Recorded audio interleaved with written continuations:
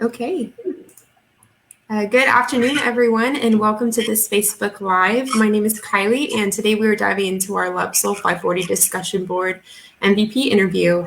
Thank you all so much for joining us today, whether you are here with us live or watching the replay.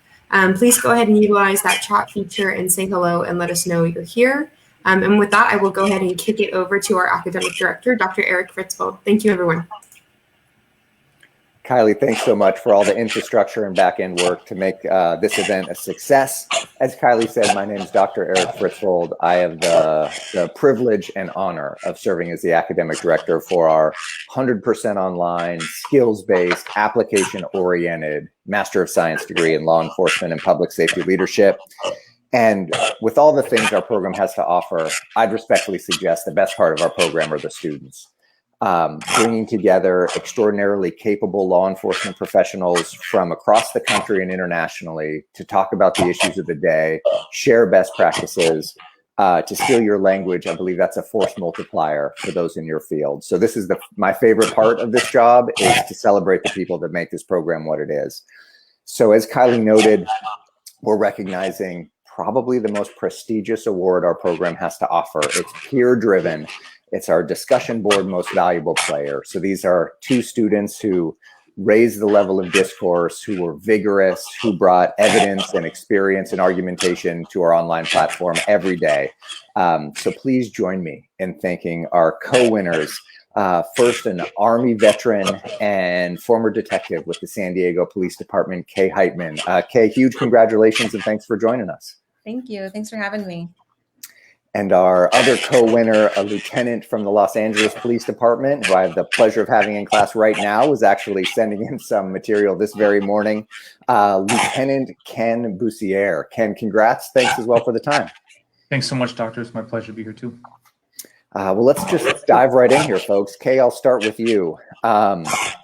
Clearly, your peers recognized your performance, and so maybe where I'd like to start, what do you get out of the discussion boards and what motivates you just to be so engaged?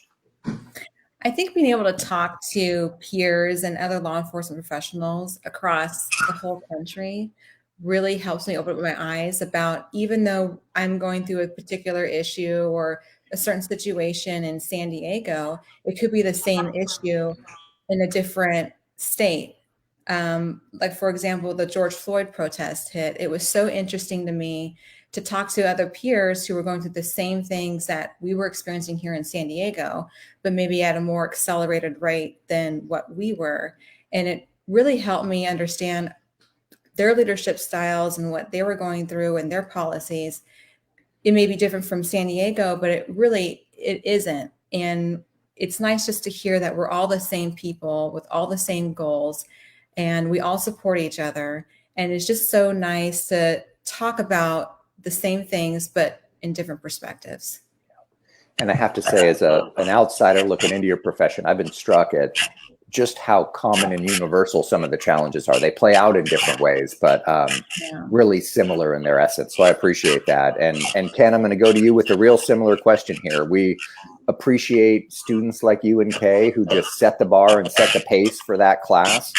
You're so invested in the community learning. What motivates you to be so involved far and above what you just need to earn a good grade? Yeah, I look at it like there's all these other students putting in a lot of work, and they're asking questions. A lot of them come from small agencies, and they want to know what the LAPD does. Now, a lot of them, their experience with my department is TV and movies, and they think that we're some kind of we're like 1 out of 12 walking around out there. The reality is we're just the same as the officers in the SDPD or some small town in Illinois or New England. They have the same problems. We have the same goofballs. We have the same amazing leaders. There's an amazing cross section of humanity that makes up police departments. It's in every single police department. We can't hire 10,000 amazing leaders. We can hire a few hundred maybe, and the rest are mediocre, and some really should never have been there. So what these guys and gals learn from me, I hope, is that the grass is not always greener on the other side. I look at them actually when I see a department with 12 or 15 officers. In fact, there's a chief in my class right now. He's the chief of 2 other officers, but his experience is that he is a working chief. He has to go out and walk footbeats and write tickets and in his 50s, he's got to go check out of control juveniles on a school campus. So that to me is near heroic, because my body's already breaking down and I don't want to do all that stuff anymore. Half of my reason for promoting was just so I don't have to destroy this body anymore. But I've learned a lot from them because they wear many hats. I have one hat. I'm a watch commander. I delegate duties. I complete small tasks throughout the day. It's really kind of a lot of rote behavior. It's not any kind of high-speed, low-drag stuff anymore.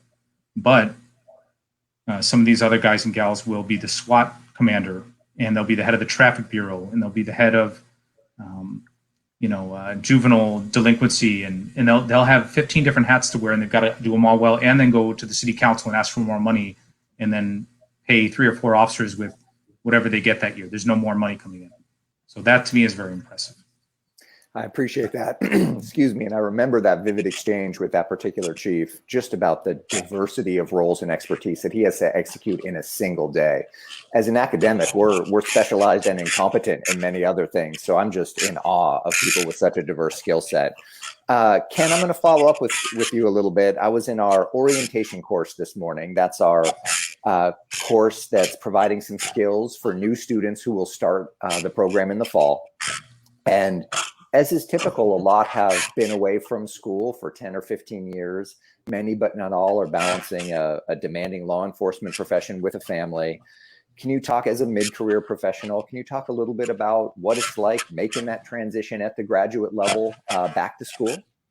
Sure, absolutely. I saw this advertisement for University of San Diego on my intranet, my department intranet, and I just almost arbitrarily signed up. I thought, you know what, this seems like the time is right. And my kids are older now, and I did it, and I thought, I'll just kind of coast through this. And there's no coasting. I realize that now. The 7-week programs, you have to stay on task. There's not a whole lot of downtime. So I find every day I want to get on the boards and respond to discussion posts and make sure I'm involved. And I feel like that weekly assignment always eludes me to the last couple of days of the weekend, and I've got to get it done. But I feel a sense of accomplishment from that. And also I feel like it's kept me sharp, whereas on a day off I might have lazed around the house or something. Now I have a little bit of a sense of purpose, and I take that purpose back to the station, because I might come across an assignment or something that I read or something I view, and I take and I share with my roll calls or the officers in different situations. If we don't stay sharp academically, we're stagnating. That's been my experience. Well, that's really great to hear. That's always our goal, is to not have some abstract theoretical conversation, but to have a real tangible one that folks in leadership roles like yourself and Kay can bring back to their agencies with an immediate payoff. Well, Kay, transitioning here, thinking more about kind of nuts and bolts. In LEPSL, we learned very quickly that we have to meet law enforcement professionals where they are, and we have to support folks who respond to emergencies and dangerous situations for a living. I find myself typing emails all the time that we're a family first program, and that's not symbolic. We have to mean that. So flexibility, proactive flexibility, are things we try to do. Can you talk a little bit about that personal professional balance and what it takes to be successful in LEPSL with multiple demands, if you don't mind? Yeah, I think that a lot of us, many of us are still in law enforcement in this program, and many of us have families and everything else, of huge dynamics of other things that are going on aside from this demanding program. And like Ken said, it is very different from an undergrad course, where it doesn't seem like it is demanding, but it is, and you have to be task oriented. I think for a lot of us in this program, when we were going through the protests, we saw how this university really stepped up and helped us, knowing that we just were not able to continue with some of the papers that were needed to be turned in for that week, because we were working 12 plus hour shifts, getting assaulted on the front lines of responding to these protests. Were really riots across the country. But for me personally, aside from going through that last summer, I went through a different circumstance where my husband, who's a California Highway Patrol motor officer, was struck this past April and sustained some life-threatening injuries. And, at the time, for me, being a law enforcement officer, I would never imagine that I would be on the receiving end of a phone call like that. And you think that when all of your experience, you think you'd be prepared for that, and you're not. And the one thing that this university did that I don't think that any other university would do was I received so much support from not just my peers, but the staff of this program telling me if there's anything I needed. There was no pressure to turn in the work. But for me, you know, I felt like I had to, because that's just kind of my personality. And it did take time away for me to focus on something else other than being in the hospital with my husband. And that was one of the things I did. I went out and I bought a laptop and I worked right alongside my husband in the hospital, and it helped him too. I would tell him he loves hearing these topics because he's considering doing this program. And I would tell him this is what my paper's on, and he would try to help me with some of his ideas. And, you know, aside from pushing me academically, this university just doesn't care about its students academically, but it really does also personally as well. And it really is a family. Thank you very much for sharing that. And I will say, as an outsider looking into your profession, it was just so striking. You hear about, you know, the Blue Brotherhood, Blue Sisterhood, and seeing it in action and watching law enforcement professionals come together to support each other, you during this challenge and your husband and others facing other serious issues. It's, I mean, in academia, we are loosely affiliated independent contractors. There is no academic brotherhood or sisterhood except in some limited ways. And I'm just in awe of folks in your profession coming together like that. And our thoughts and prayers are clearly with you and your family. And I'm really happy to hear that your husband's progressing really, really well. Thank you. Ken, pushing forward here a little bit, I'm also struck by the diversity of demands placed on your profession. I think in a lot of different roles, law enforcement is supposed to be social workers on Monday, strict tacticians on a tactical experts on a Tuesday. And like you said, going to the city council, making a budget proposal on Wednesday. This is a tremendously diverse and demanding skill set. Speaking of your well-roundedness, in 2019, you were recognized as the Mentor of the Year for your work with a group called Operation Progress. Can you tell us a little bit more about that, please? Yeah, I'd love to. Operation Progress was begun by my friend John Coughlin, probably about a decade and a half ago, with his father. He grew up in Massachusetts in Scituate, and he was working gang units in the LAPD in Watts, and he was involved in the shooting. It kind of changed his whole perspective on life. He said, we keep arresting people and we get nowhere. I mean, we just fill the pipeline with these arrestees or people that do life in prison.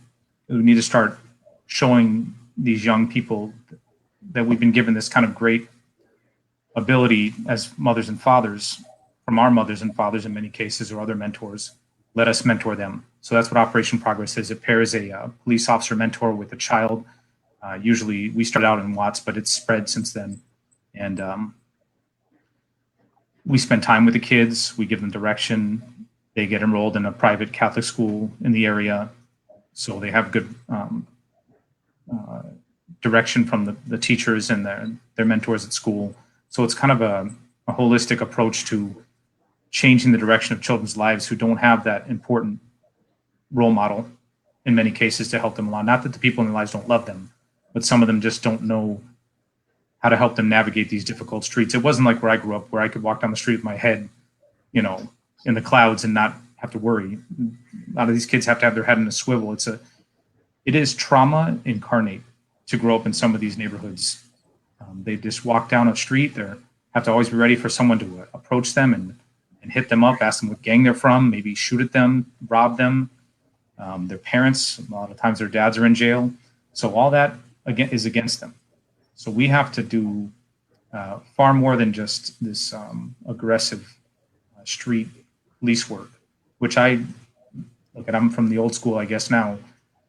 I support a lot of that. I know that's not popular nowadays, but especially now as we watch crime rates rise and the violence in my city is out of control right now.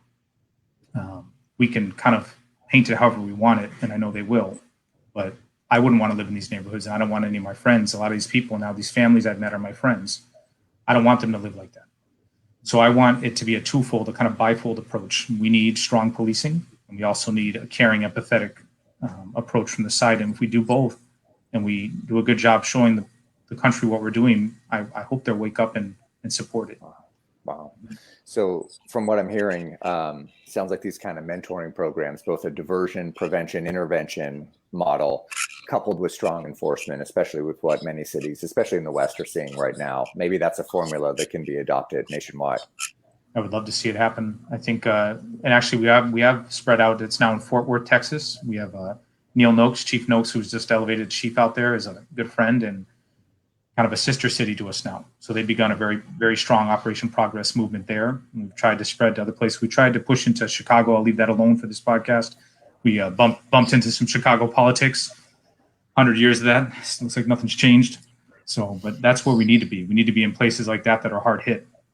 You know, it doesn't make sense to go do it on maybe a nice sunny street in a nice neighborhood. They have their own ways of taking care of things. But when a neighborhood is in crisis, someone has to step up. We want to be a part of that. Very well argued. And I think, put on my academic hat for a second, the evidence about the value of prevention, right? An ounce of prevention really is worth a pound of cure. That all the good data on my side of the desk, early intervention, mentorship, diversion, trying to address some of those challenges. So kudos to you and your colleagues for making it happen. So Kay, you won this award in an organizational leadership course, one of our cornerstone leadership classes taught by Chief Gary Morrison out of Carlsbad Police Department. Was there something in particular about that course, maybe an expert guest that was brought in, or a lesson or something about organizational leadership that resonated with you, or that you were able to bring back to the SDPD that had value? Yeah, I think first, this course should really be taught across all police departments for either newly promoted leaders, sergeant, lieutenant, captain level, and even going further as to quarterly training. It was that great. I think that a lot of us get lost in, well, this style has always worked for me, and I feel like it has always worked. This is how I was taught by someone who was a captain for 20 years. And if we look at something where people say, oh, this is how it's always done, it's typically not working. And one of the things that what really resonated with me was in Module 4, it came up with a bunch of different styles of leadership. And transactional leadership is something that I think that a lot of law enforcement professionals see in the department, where they're told to do one thing, and if you don't do this one thing, then X is going to happen. And today that just doesn't work in modern police departments, not just because we're transitioning into younger police officers where that's just not their personality, where you tell them you must do this or X is going to happen, but it also doesn't benefit our communities either. And learning why that doesn't work and reading the research as to why that style may have worked 30, 40 years ago in police departments, but doesn't necessarily work today, help put some sort of substance behind, okay, why doesn't this work? And how can we move forward to something that does work, like transformational leadership styles? And I think that was probably one of the most beneficial learning objectives of that particular course. Thank you very much. I'll make sure to relay that that feedback to Chief Morrison, who really, again, did a stellar job on that class.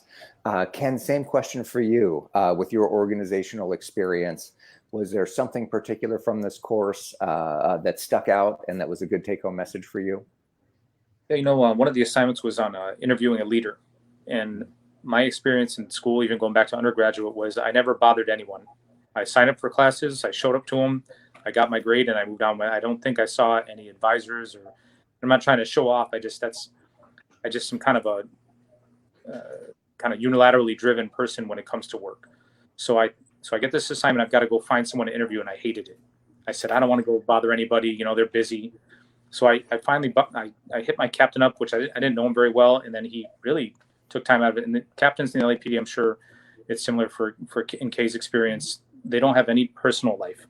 They're married to this job. You know, they're stuck in their station. They've got to answer every phone call. So I didn't want to be that guy, to be another burden. But that experience was valuable, and I wrote this essay, I guess this paper, and I enjoyed writing it, and I enjoyed I learned something from this captain. And it wasn't that I didn't think I would. It's amazing what a few more years of experience give a person, a few more years of failing and finding a way to kind of cut through all the bureaucracy and what you can do to help someone younger than you do that. And I think a lot of us do that naturally. We want to help people below us up, but that was a really great, what I disliked at first became something that I'm happy I did. So, and of course, and to speak to Chief Morrison, great guy. I loved his class, very active on the discussion boards. I felt like I would have liked to have worked for him. Wow, I'll definitely make sure that that he tunes into this on the replay. Yes. To be sure. Thank you very much for the feedback. Kay, as we wind down here, thanks again for all the vigor and everything you brought to the program. I'm so glad that our peers recognize both you and Ken. Any final thoughts or insights for the law enforcement and public safety leadership community? Well, I think that this course has really taught me to take myself out of my position of where I'm at in the department and look at things on a much broader spectrum. I think it's easy for a lot of us to kind of get stuck into, this is our job and this is just what we do and clock in and clock out and go home. But there's so many wide variety of subjects in this program that it kind of forces us to look at it a little bit differently, take ourselves out of our position and say, okay, if these things aren't working, here are the solutions that I learned of how to make it work, or at least introduce those solutions. And as a student, I think that not only does this program help us academically, but we should try to apply it in our professional lives and in our personal lives. There's some topics too that also help us personally. And that's something that I would just really encourage other students to look at. I really appreciate that. I will admit some of those conflict resolution skills that we learned from Professor Begovich, I found myself using those in my very own household sometimes, dealing with children and navigating those situations. So I appreciate that very much. Lieutenant, same question as we wind down here. Any final words for our community? Wow, I felt very lucky that I kind of happened upon this program and well along the way towards finishing it. But I think the value of this degree is in today's day and age, a lot of my partners, they'll go to a kind of a fly-by-night university and get their degree to have it. It gives them maybe a little financial incentive for many departments now, mine included, finally, or helps them with promotion. But that's selfish to me. And I don't want to, maybe that's kind of too direct, but it's selfish to pursue a degree that doesn't give you anything to not help anyone else with it. So with this, I've already seen the value in it. I've already used it. Any number of the classes I've taken have been helpful, and I kind of expanded my view on how I do my day-to-day activities. So I wholeheartedly support this program. I really have talked to my partners about it, and I imagine you'll probably get a few more LEPD students in the future because of that. Well, we appreciate the ambassadorship, but more directly, and again, I'm biased here. I've had the pleasure of working with you both in class. I've learned such a great deal from you both and all of our students. Such a privilege to, as a nerdy academic like myself, to be able to jump into your world and understand it a little better and work alongside you. So for everybody out there, once again, huge congratulations to our LEPSL 540 Organizational Leadership Discussion Board MVPs. Again, the most prestigious recognition in our entire program. Lieutenant Busiere, Detective Heightman, congratulations again. Thanks for the time. And Kylie, we'll kick it back to you here. Great. Thank you all so much. And thank you all to everyone watching live and everyone watching the replay. We really appreciate you taking the time out of your day to join us. And we will see you all next time. Thanks, everyone. Thank you. Bye.